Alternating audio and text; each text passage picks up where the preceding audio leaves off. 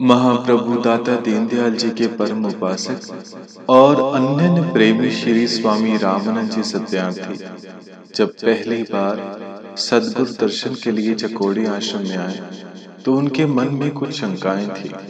उन्होंने घर से चलते समय 7 प्रश्न एक कागज पर लिखकर अपनी जेब में रखे हुए थे। उनके मन में यह संकल्प था कि यदि मेरे बिना पूछे ही मुझे इन सवालों के जवाब मिल गए तभी मैं हुजूर को पूर्ण सद्गुरु मानूंगा।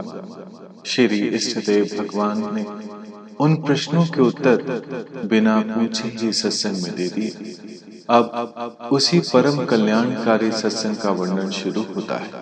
इसे पढ़कर सच्चा आनंद प्राप्त किया। मन का स्वरूप। श्री महाराज जी बोले, गुरुमुखों और प्रेमियों, इस समय गृहस्थी लोग तो जा चुके हैं और सब संत महात्मा इस दरबार में बैठे हैं। इसलिए आप लोगों को साधु संतों के योग सत्संग सुनाया जाता है। ध्यान देकर किसी जिज्ञासु का पहला प्रश्न है कि यह मन बड़ा चंचल, प्रमादी, इसका स्वरूप क्या है तथा इसको वश में करना कठिन है। यद्यपि शास्त्रकारों तथा संत महात्माओं ने इसको वश में करने के लिए अनेक उपाय बताए और उनको पढ़ने, सुनने और समझने की चेष्टा भी की तथा इसको वश में करने का कुछ न कुछ यत्न भी किया है, परंतु फिर भी मन स्थिर नहीं होता। इसको वश में करने के लिए कोई सुगम उपाय बतलाया जाए। सो भाई, यही एक ऐसा प्रश्न है जो हर जिज्ञासु के दिल में सबसे पहले पैदा होता है और है भी ठीक, क्योंकि संसार का कोई कार्य पूर्णता सिद्ध नहीं होता जब तक उसमें मन की एकाग्रता न हो। यह मन एक आधारशिला है, तो भला मन की एकाग्रता के बिना मालिक की भक्ति कैसे सफल हो सकती है।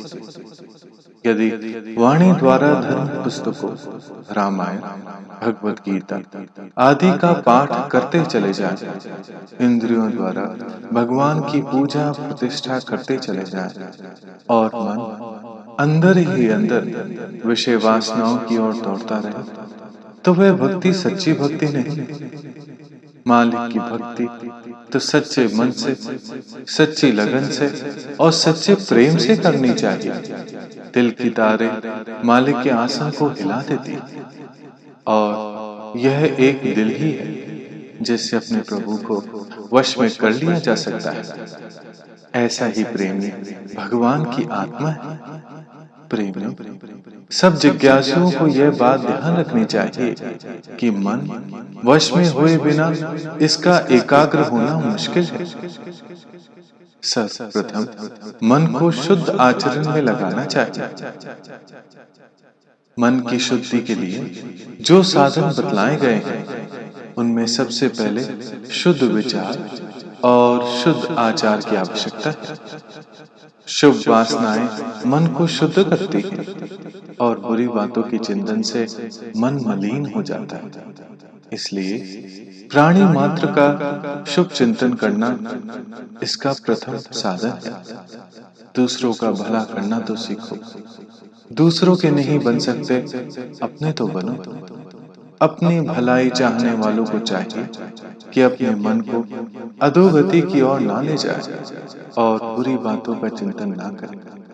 साधु संतों के लिए एक बात यह है कि प्राणी मात्र के हित में लीन होकर अभिमान रहित और स्वार्थ का त्याग करके निष्काम भाव से सबकी आत्मा को सुख पहुंचाना और प्रेम भाव से रहने की आदत आना, सबकी आत्मा को अपने जैसा समझना अंतःकरण की शुद्धि का उत्तम उपाय है।